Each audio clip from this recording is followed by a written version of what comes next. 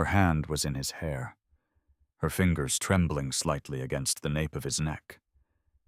His forehead pressed against hers, both of them breathing the exact same air in the quiet shadows of her corner office. They were close enough that one more inch, one slight shift of weight, would cross a line they had both sworn never to cross. "We can't do this, Isaiah," Andrea whispered, her voice fracturing in the silence. Isaiah didn't pull away. He closed his eyes, his hands resting gently on her waist. She was 46. He was 28. 18 years between them. "Tell me you don't want me to stay," he said softly, his voice a low rumble in his chest. "I am your employer. I manage a $500 million fund, and you have a 7-year-old son to think about," she pleaded, though her hands didn't leave him. "Everyone is going to say I'm robbing your youth. They're going to tear us apart." "I've survived worse than whispers in a boardroom," Isaiah replied, his thumb brushing the line of her jaw. "And I don't care what they say." This is the story of how a 28-year-old single father, driving a city bus to make ends meet, fell deeply in love with a 46-year-old venture capital executive who had spent a decade building walls around her heart. A story about an 18-year age gap, navigating crushing societal judgment, and discovering that the family you choose is stronger than the fears that try to keep you apart. How they got to this midnight breaking point despite every obstacle standing in their way. If you're new here, subscribe to the channel for more deeply emotional stories, just like this one, and drop a comment below telling us what city or country you're listening from. We love hearing from you around the world. Now, let's dive into their story. But to understand how they ended up standing in the dark at 11:43 p.m., fighting an attraction that threatened to burn both their carefully constructed lives to the ground, we need to go back 3 months, to a stuck elevator in downtown Orlando that changed everything. At 5:15 a.m., the Florida humidity was already pressing against the windows of Isaiah's small apartment. The alarm on his phone blared, and he immediately slammed his hand over it, desperate not to wake the boy sleeping in the next room. Isaiah sat on the edge of his mattress, rubbing his face. He was 28 years old, but his bones felt much older. He opened his banking app out of habit, the blue light illuminating the exhaustion in his eyes. Checking his balance was a daily exercise in mild panic. There was exactly $67.42 in checking. Rent for their 2-bedroom apartment was $1,450 due in 6 days. He walked into the kitchen, the linoleum cold beneath his bare feet, and began packing a lunch. Peanut butter and jelly, crusts cut off, a small juice box. At 6 a.m., he gently shook his 7-year-old son awake. "Come on, buddy," Isaiah whispered, smoothing Christian's messy brown hair. "Time to get up. Daddy's got the early route today." Christian rubbed his eyes. "Can we go to the park after school?" "If it doesn't rain," Isaiah promised, forcing a smile. "Now go brush your teeth." By 7:30 a.m., Isaiah was behind the wheel of a city transit bus, running the split shift down Orange Avenue. He drove from morning until noon, took a 4-hour break, and drove again until 7 p.m. It wasn't the life he had planned. He was a certified respiratory therapist. He had spent 6 grueling years in hospital ICUs, managing ventilators and saving lives. But the hospital shifts were unpredictable, 12, sometimes 14 hours long, rotating days and nights.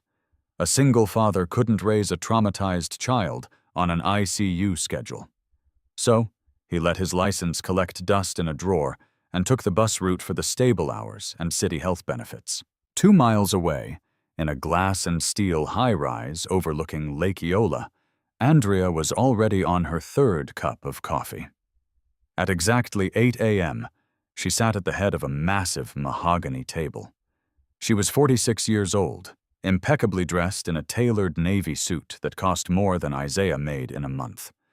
As a senior partner at a top-tier venture capital firm, Andrea managed a $500 million fund. She made decisions that shaped the tech and medical industries. She sat on 4 different corporate boards, and she was entirely, profoundly alone. "The Q3 projections for the biotech merger are soft," Andrea said sharply, her eyes scanning a tablet. "Cut the funding round by 20% unless they provide better clinical data. I want the revised term sheets on my desk by tonight." Her associates nodded furiously, terrified of her. Andrea liked it that way. Control was her armor. She had learned a long time ago, after a childhood shattered by instability and a disastrous, deeply painful past relationship, that emotions were a liability. Work was safe. Spreadsheets didn't betray you. Profit margins didn't walk out the door. She routinely stayed at the office until midnight, burying any lingering ghosts under a mountain of achievement. She had no hobbies, no pets, and her luxury condo was as sterile as a museum. At 12:15 p.m., their worlds collided. Isaiah was on his split-shift break. One of his morning passengers had left a leather portfolio on the bus, and the ID inside belonged to an executive at the VC firm. Instead of dropping it at the lost and found, Isaiah decided to return it personally. He walked into the gleaming lobby, feeling out of place in his faded transit uniform, and stepped into the express elevator. A woman rushed in right as the doors were closing. Andrea. She smelled faintly of expensive vanilla and pure stress. She didn't look at him, her eyes glued to her phone as she furiously typed an email. Then, with a heavy jolt, the elevator violently stopped between the 14th and 15th floors. The lights flickered, hummed, and died, plunging them into the dim glow of emergency backup lighting. Andrea gasped, dropping her phone. "No! No, no, no!" She jabbed the open door button repeatedly. Her chest began to heave. She was deeply claustrophobic, a secret she guarded with her life. The loss of control hit her like a physical blow. "Hey," a calm, deep voice said. She turned. Isaiah was leaning casually against the back rail. He didn't look panicked. He looked at her with assessing, steady eyes. "They'll have it moving in a few minutes," Isaiah said gently. "Take a breath." "I have a board meeting in 10 minutes, Andrea snapped, though her voice shook. "I can't be trapped in here." "I'm Isaiah," he said, ignoring her panic and offering a distraction.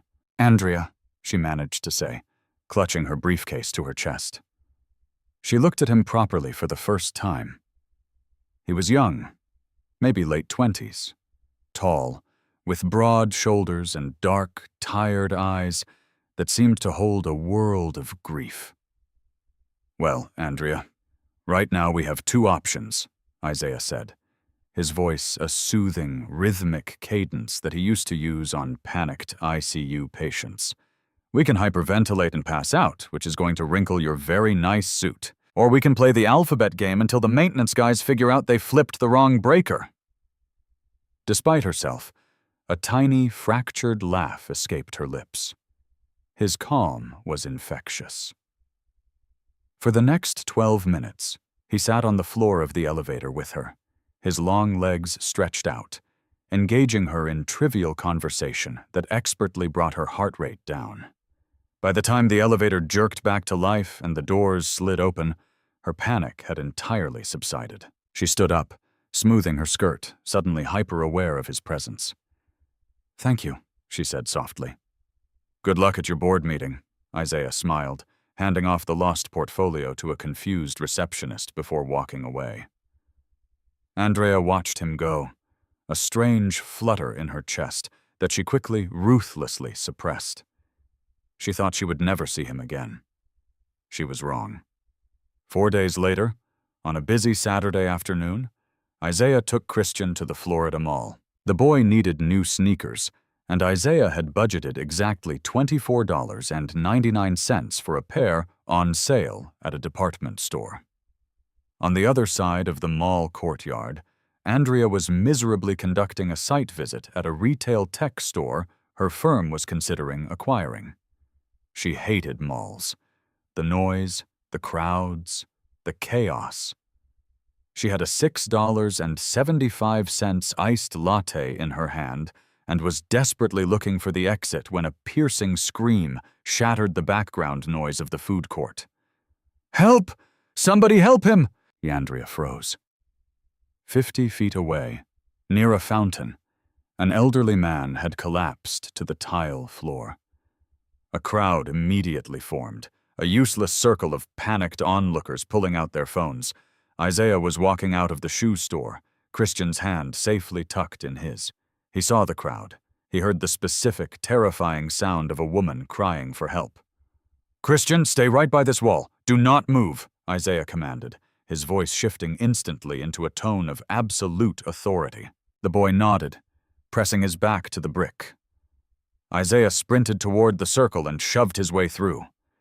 The man on the floor was turning a horrifying shade of blue. Cyanosis. A woman next to him was sobbing. "He was eating a peanut butter cookie. He's allergic. He didn't know." Anaphylaxis. The man's throat was swelling shut. He was in full respiratory arrest.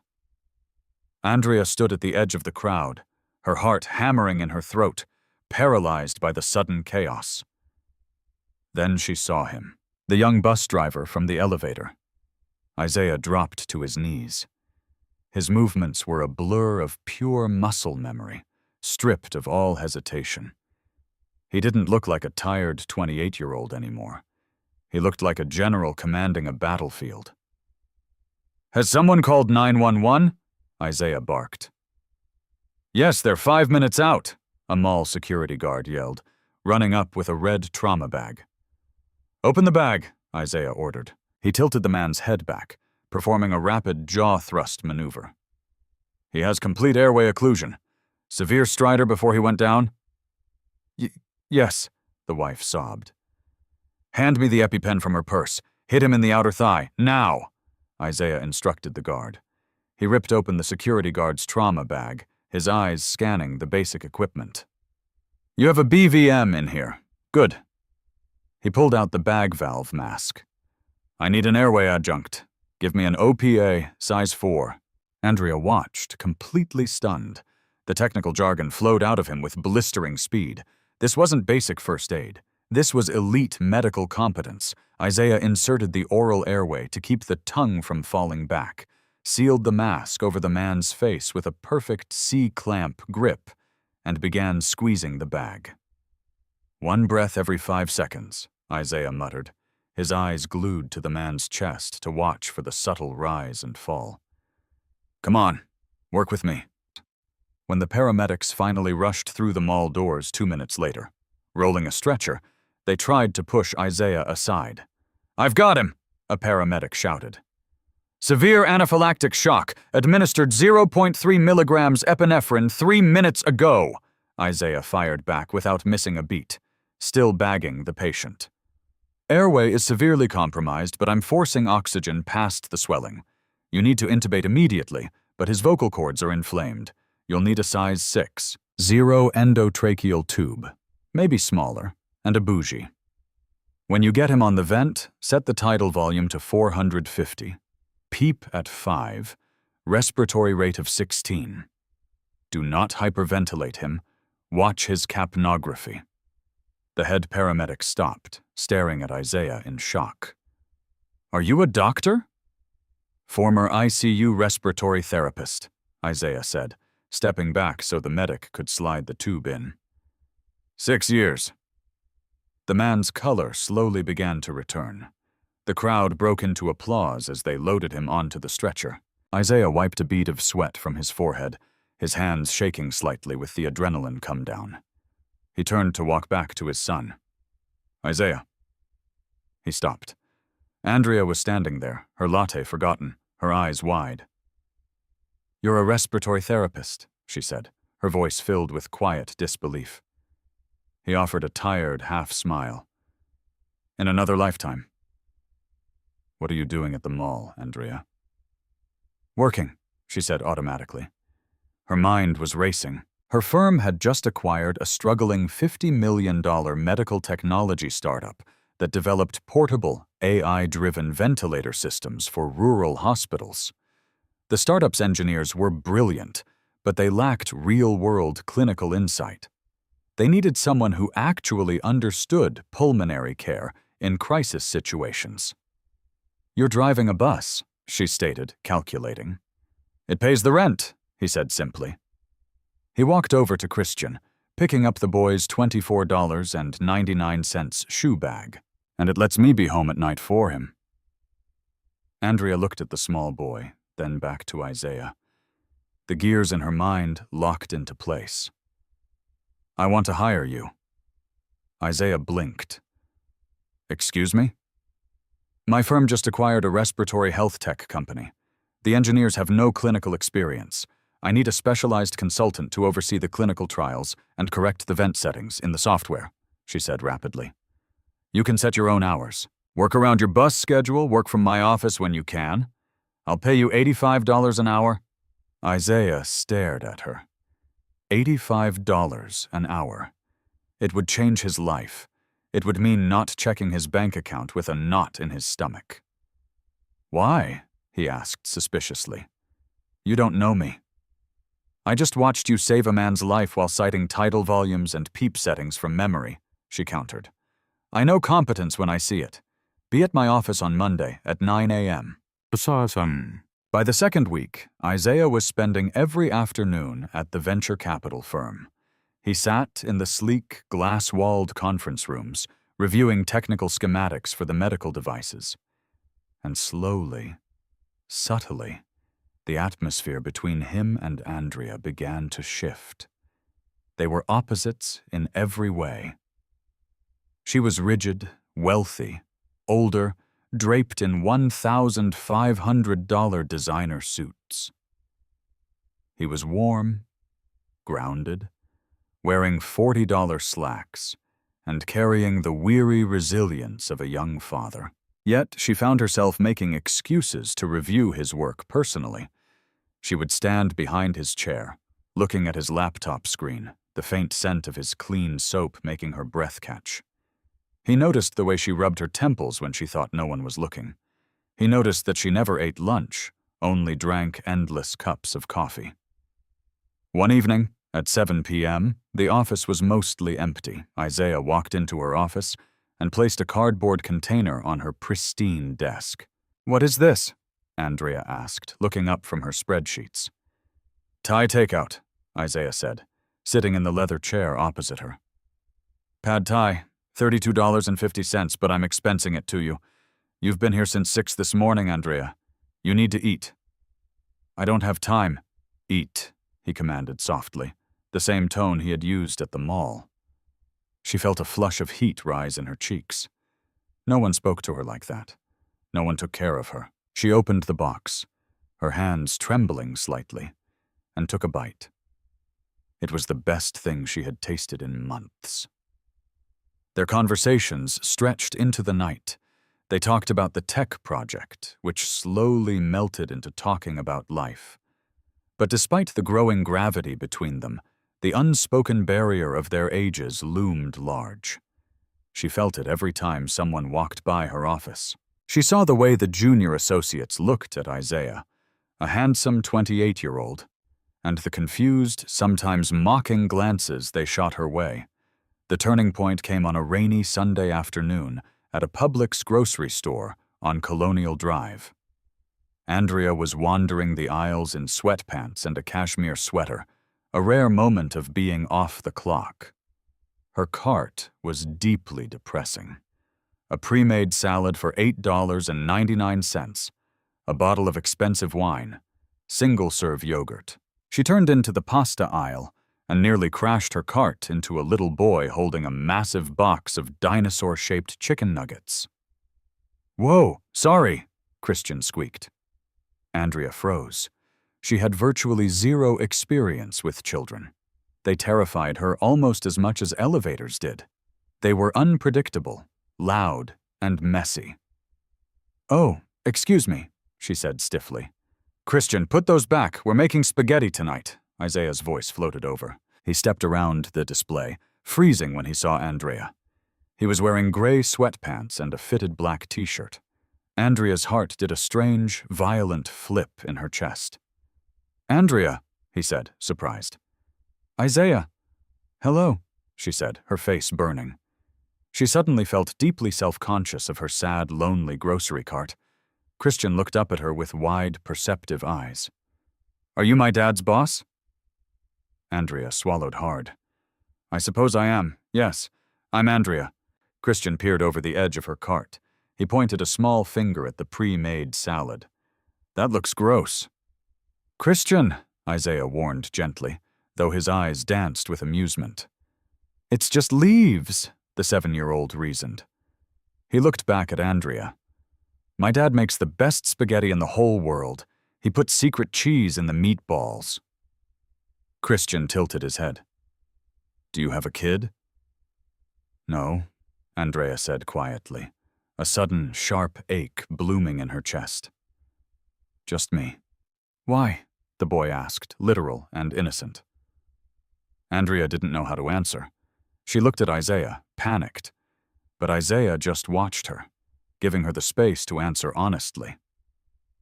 "I guess I just worked a lot," she finally said to the boy. "And I never found the right person to make meatballs for." Christian considered this. Without asking, he reached into their cart, grabbed a box of dry pasta, and dropped it into Andrea's cart, right on top of her sad salad. "You should practice. My dad can write the recipe down." Andrea stared at the box of pasta, her throat suddenly impossibly tight. Tears, unbidden and sharp, pricked the corners of her eyes. It was such a small, innocent gesture, but it shattered a wall inside her she hadn't known was there. She looked up at Isaiah. His expression was unbearably tender.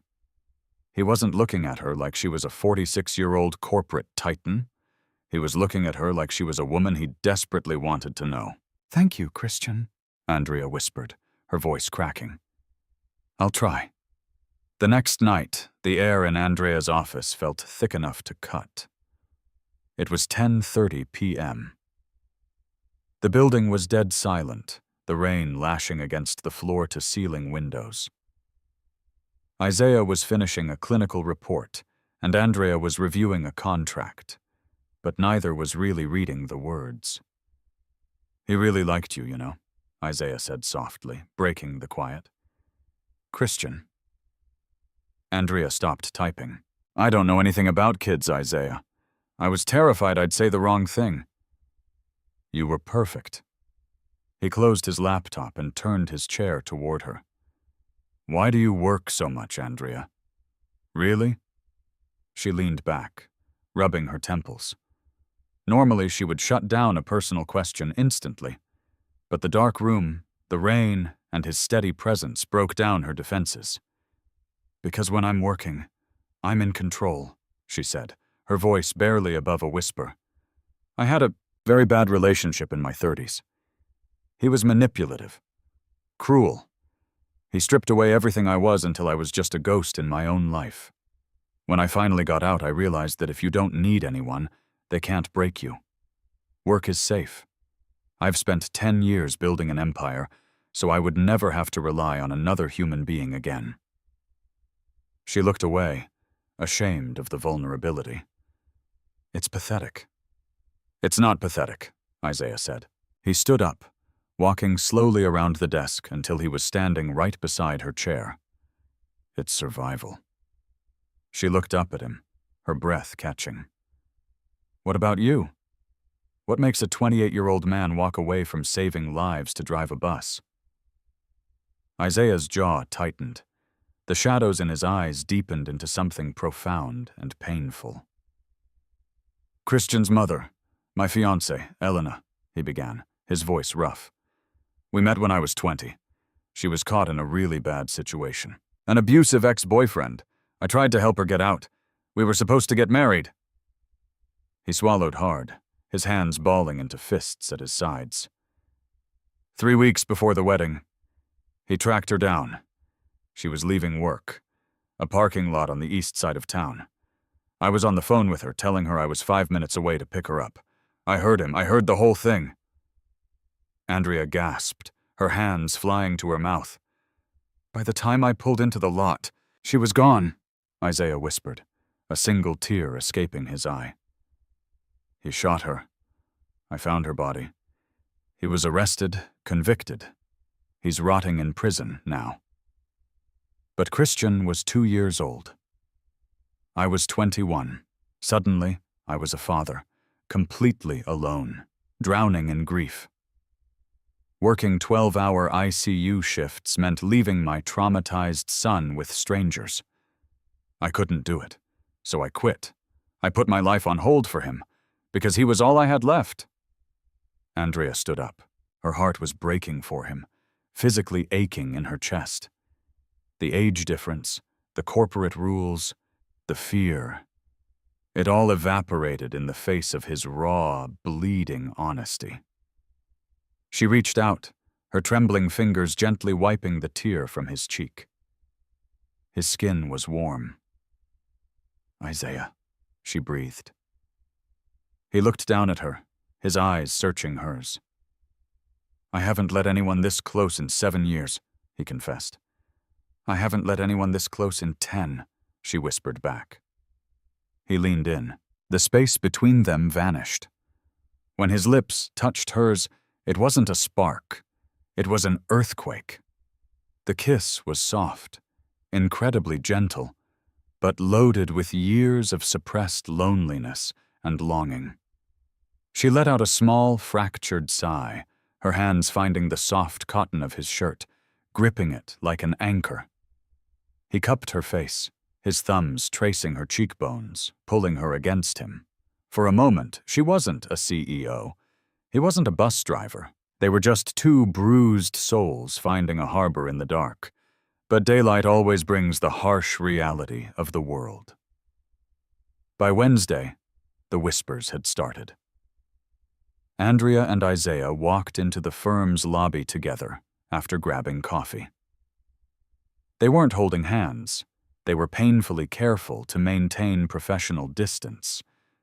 But the energy between them was undeniable. A senior partner, Richard, stepped out of the elevator. He was a wealthy man in his 50s who had tried and failed to date Andrea for years. Richard looked at Isaiah's simple clothes, then back at Andrea, a sneer curling his lip. "Morning, Andrea," Richard said loudly. "Is this the new intern, or did you bring your son to work today?" Andrea's face drained of color. Her hands went ice cold. Isaiah stiffened, his jaw locking, but he kept his voice completely level. "I'm the clinical consultant for the respiratory tech division, sir." Richard chuckled, a cruel, scraping sound. "Right, the consultant. Careful, Andrea. You're robbing the cradle. People will start thinking you're having a midlife crisis." He walked away, leaving the words hanging in the air like toxic gas. Andrea practically fled to her office. When Isaiah closed the door behind them, she was pacing, her breathing shallow. "Andrea, ignore him," Isaiah said, reaching for her. She stepped back, dodging his hands. "We can't ignore him. He's right. Do you know how this looks? I am almost 2 decades older than you. I have gray hair. I dye every 3 weeks. I have worry lines. I'm 46, Isaiah. I can't give you any more children if you want them. You should be with someone your own age, someone who can give you a normal life, not a woman society looks at as a joke for dating a younger man." "I don't care about society," Isaiah fired back, his voice rising, thick with emotion. "I don't want someone my own age. I want you!" "Age doesn't define what happened between us. It defines everything out there," she pointed at the window. "They think I'm paying for you. They think you're using me. It will destroy my reputation, and worse, it will humiliate you. And what about Christian? What happens when the parents at his school find out his dad is sleeping with a woman old enough to be his grandmother?" "Don't do that," Isaiah warned, his voice suddenly dangerously low. Do not use my son as an excuse to run away because you're scared. Before Andrea could reply, Isaiah's cell phone rang. He glanced at it.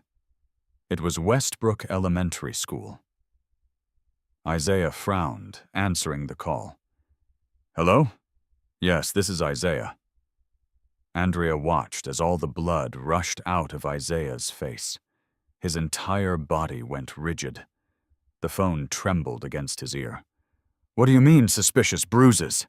Isaiah's voice cracked, raw panic bleeding into his tone. He fell off the monkey bars on Saturday at the park.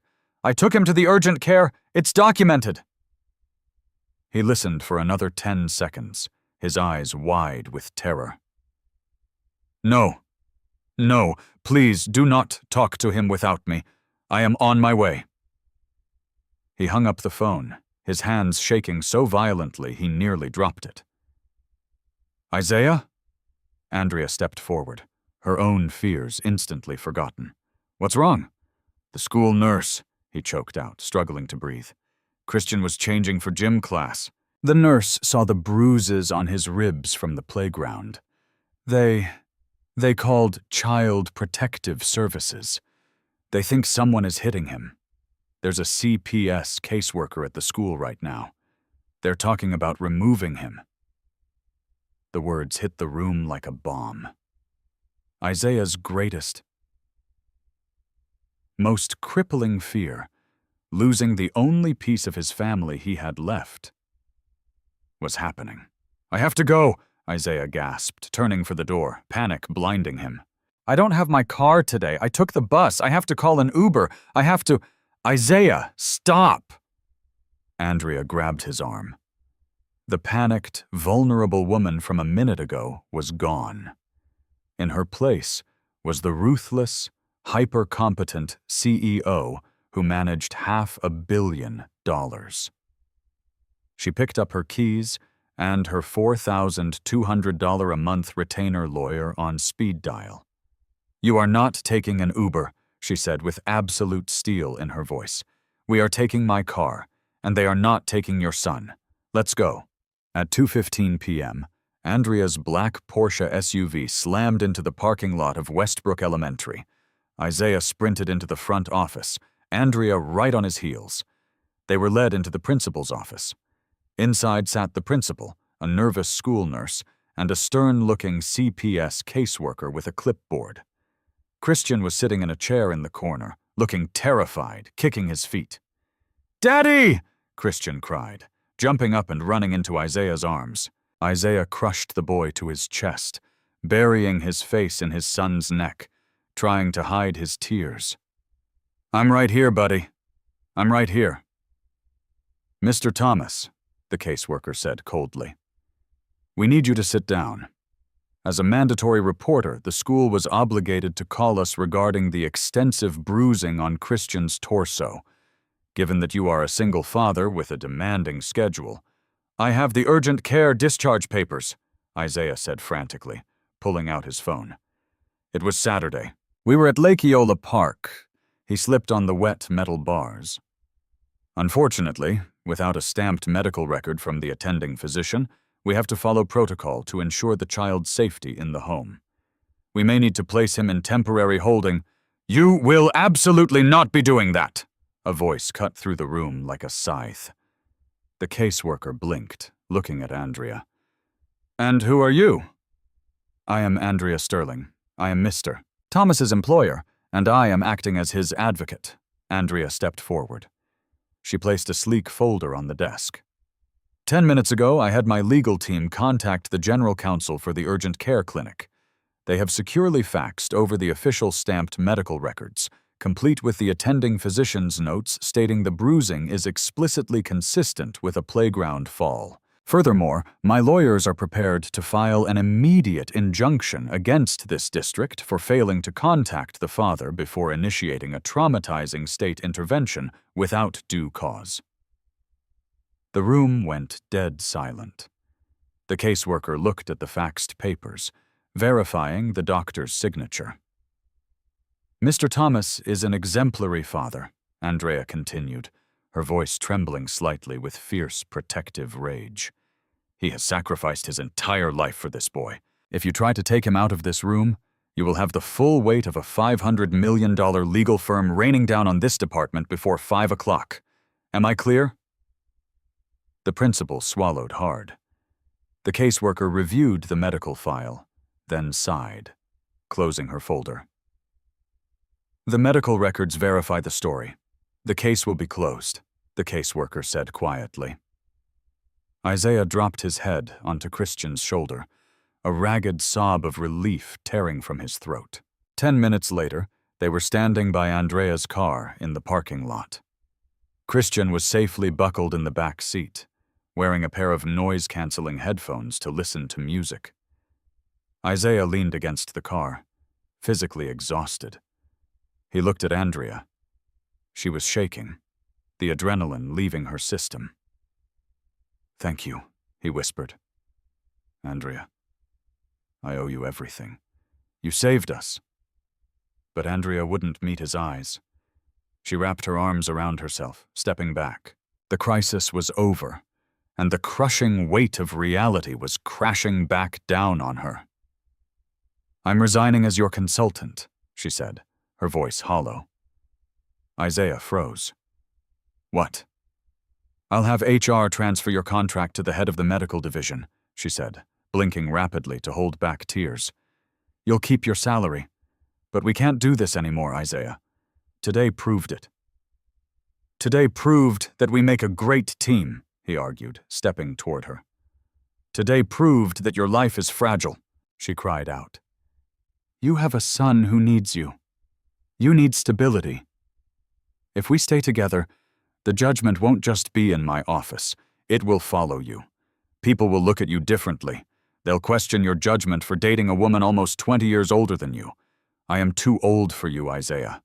I'm broken, I'm exhausted, and I am not going to let my baggage ruin your life."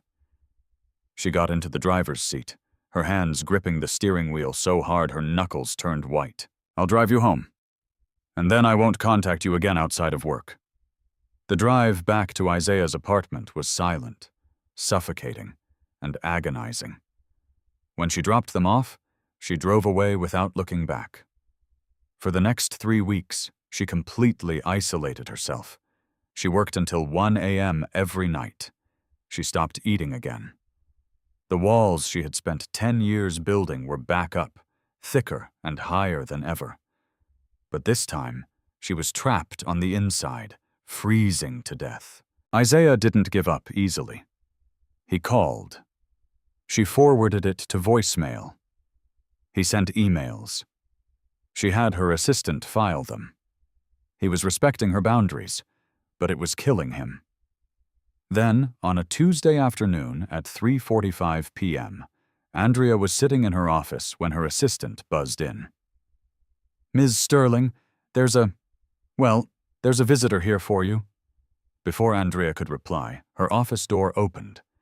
It was Isaiah, and holding his hand, looking around the massive office with wide eyes, was Christian. Andrea stood up, her heart leaping into her throat. "Isaiah, you can't be here." Isaiah closed the door, locking it. "I'm not leaving until you talk to me." He knelt down next to Christian. "Hey, buddy, remember what we talked about?" Christian nodded. He let go of his dad's hand and walked right up to Andrea's desk. He looked up at the intimidating CEO. "My dad is really sad," the 7-year-old said simply. "He burns the meatballs now. He stares at his phone all the time." Andrea's breath hitched. "Christian, I like you," the boy said, his voice completely clear and innocent. "I don't care that you're old." Isaiah buried his face in his hand, groaning softly. "We talked about phrasing, Christian. You helped my dad when the mean school lady was there," Christian continued, undeterred. "You made him safe. He makes me safe. I think you should come make spaghetti with us."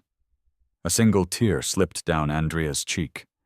She looked at the little boy, realizing he was offering her the one thing she had never been given in her entire life: unconditional acceptance.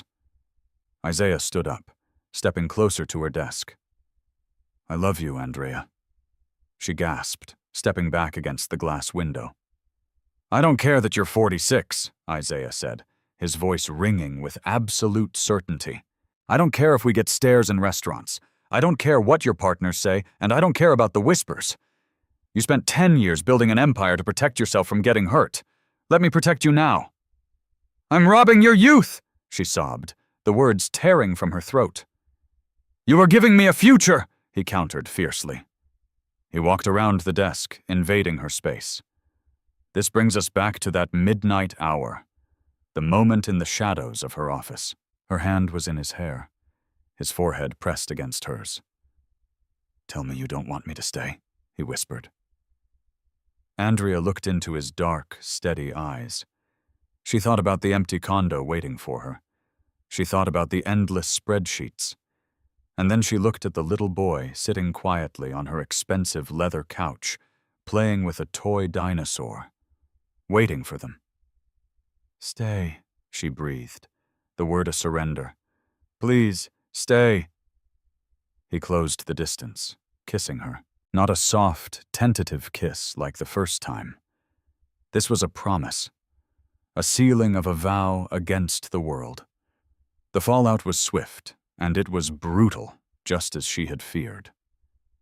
When they finally went public, the whispers in the VC firm reached a fever pitch.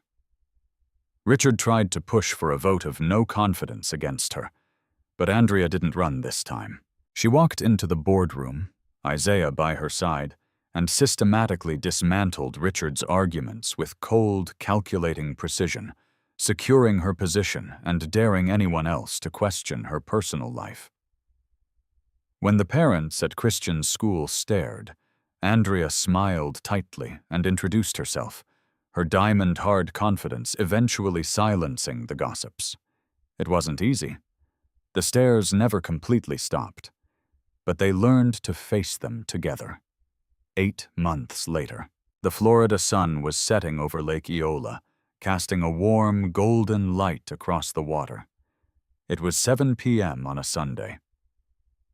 Inside Andrea's newly renovated condo, which was no longer sterile and empty, chaos reigned in the best possible way. There were sneakers kicked off by the front door. A backpack was slung over a $5,000 dining chair. Christian was sitting on the living room floor, loudly building a massive Lego tower. In the kitchen, Andrea was laughing. She was wearing one of Isaiah's oversized t-shirts, her hair tied up in a messy bun, flour dusted across her cheek. She was 47 now. He was 29. 18 years between them. Isaiah stood behind her at the stove, his arms wrapped securely around her waist, his chin resting on her shoulder as he guided her hand to stir the pot of marinara sauce. On her left ring finger, a simple, elegant diamond caught the light of the kitchen pendants. "You're burning the meatballs again, Miss Sterling," he murmured, pressing a soft kiss to her neck. "I manage $500 million, Mr. Thomas. I think I can handle ground beef," she shot back playfully, leaning back into his solid chest. She looked out at the living room, watching Christian place the final block on his tower. She felt the warmth of Isaiah's heartbeat against her back. She thought about the whispers, the judgment, the fears that had almost kept her locked in her tower of isolation. She didn't care about any of it anymore. Maturity, she had learned, wasn't measured in years. It was measured in how you show up. Family wasn't defined by age or convention. It was defined by who chose to stay when the world tried to pull you apart. She turned in his arms, wrapping her hands around his neck, pulling him down for a kiss that tasted like tomato sauce and absolute peace. This was home. This was family. This was everything.